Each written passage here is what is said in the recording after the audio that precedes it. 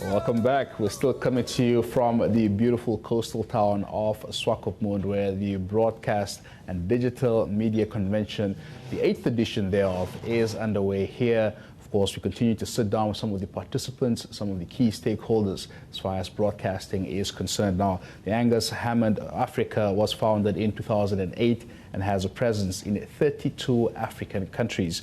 The company provides qualitative and quantitative research services through the latest development in digital technologies. Tracy Angus Hammon now joins me in studio to, of course, unpack digital research and its importance for broadcasters.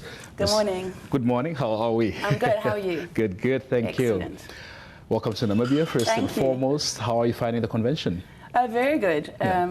It's been diverse, yes, which is always great. You don't want to do the same things over and over again. Yeah. It's coming from all sorts of perspectives, from media owners, from media agencies, from researchers, and I think that diversity is something that we don't get all the time in our silos of our work. True, very much. Really good to see that we're merging all sectors, all industries that, of course, speak to broadcasting. 100%. And you represent research. Very passionate about research. I saw you doing your presentation yesterday. Yes. I must firstly commend you for that very insightful conversation. Thank you. Where do you see research on the African continent right now? What do you make of it, Tim? That's an interesting thing to answer. I think that research in Africa is definitely growing all the time. And technology is now there to catapult us ahead. So there are all sorts of methodologies that get used in Europe, but they're linked to a laptop, they're linked to a smartphone, they're linked to all sorts of things that essentially are not relevant here. In general, I'm not a fan of trying to take things from Europe and try and fit them in here. But it is a different market, and I think technology is the key for us to not only catch up, but to spring ahead of the trends. Absolutely. And so using the technology that Africans have, not trying to impose something else. And I think that's the key. Very much indeed. And we talk about digital research now. Help us understand what we mean by this here. Digital research is two things. First of all, it's about going online to do the research. So we know people are moving more and more and more online. More of life is online. We're even worshipping online. And so we're going to meet the people and do that research online where they are. Of course, there's a multitude of benefits from that. There's cost savings. It's convenient. We don't all have to be in the same place. Yes. It's live. It's not something that's happening later. Real time, hey? It's free. It's easy to use. And so all of that plays a role going forward and catapulting us ahead. Yeah. But then the second part is researching what's happening online. So not just going online to research them, but to research what's going online. So after a political event, etc., what were people saying on X? Exactly. How many people were positive? How many people were negative? What were the same words that were used? Are there common words that people use to express this? Yes. Was there a peak? Was there a low? And so now not just understanding behavior in life, we also need to understand that behavior online. So it's also studying that, using it to study and studying it. You made a very interesting comment yesterday, and you said we should follow the data and not necessarily the models or systems. Could you elaborate on that here? I think that to a certain extent, and I think this is common to all industries, not just here, but I think to a certain extent we get stuck in the things that we've created, especially if it's a proprietary model, if it's something that I created.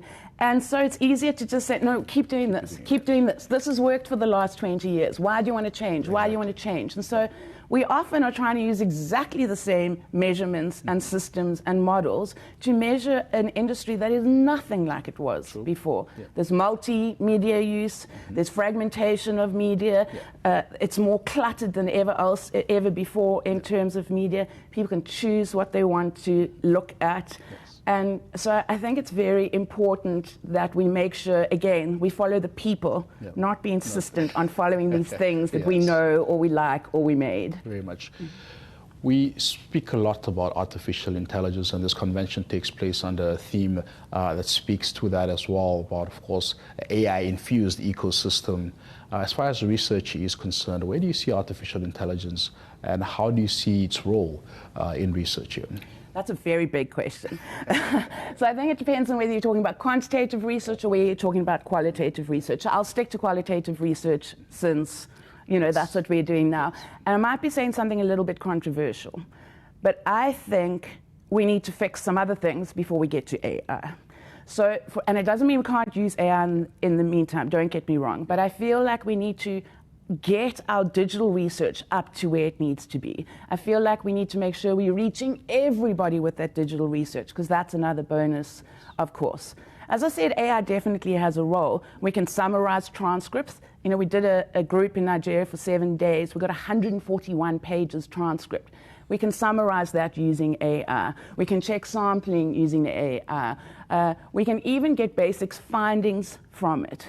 But at this stage, it's not enough, so you still need the researcher, thank goodness.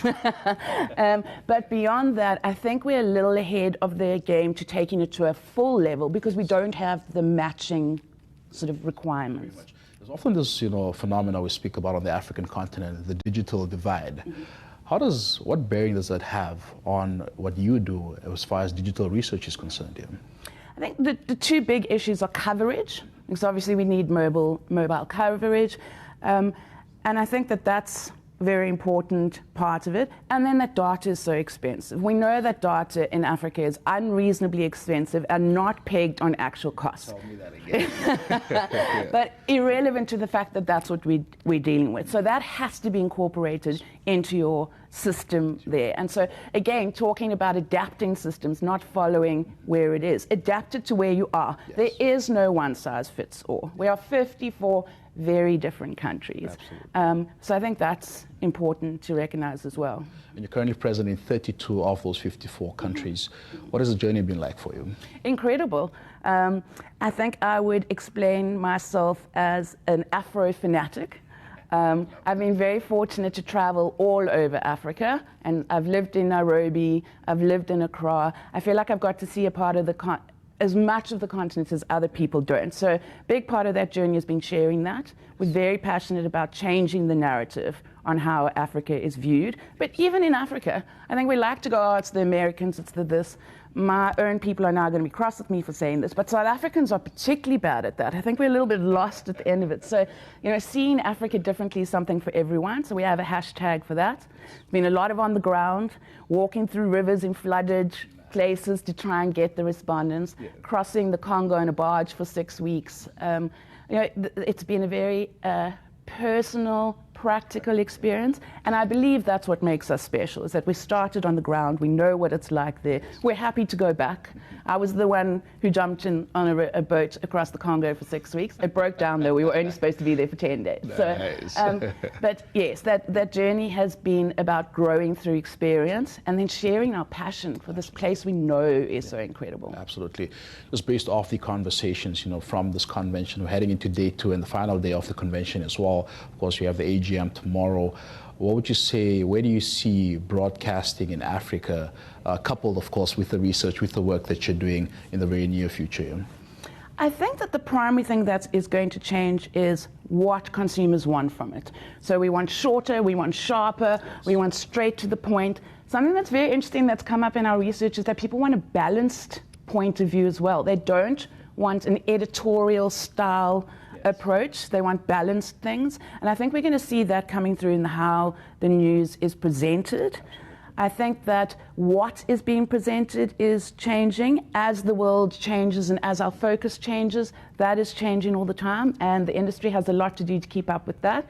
And then finally, I think infotainment is important. I know it's a very controversial subject, particularly at this conference, but I think it's very important. And I think if it's from the same source, I don't see why hard news would inherently be more accurate. Exactly. And if trust's the issue, I'm not sure why that is an issue. And I don't think outright we should be making jokes or cartoons necessarily all the time, but you can use humor, you can use even just the presentation, put it on frame that looks more modern, etc. Tracy, pleasure talking to you. Thank you so much for being with us. You. Enjoy day 2 of the convention. Enjoy your time in Namibia. Thank you. Love it. Great stuff. Tracy Angus Hammon, she's the director of the Angus Hammon Africa organization. Of course, they are focused on research, present currently in 32 countries, as you heard from there. Digital research is indeed, of course, a very key factor as far as charting the way forward for broadcasters. So it's a matter of course, encompassing this in our day-to-day lives, and of course ensuring that we do follow the data and not necessarily the models or the systems. That also brings us to an end of our contribution to this morning's edition of Good Morning Namibia. From myself and Ndishisha Mfungu and the team here, thank you so much for tuning in. You can of course continue following the convention on YouTube, as we will be streaming the convention today, day 2 of the convention. Very important, very key topics, key conversations taking place, so please be on the lookout for those. Until then, from myself and Ndishisha Mfungu and the team, thank you so much. It's back to you, Denver and Dapewa.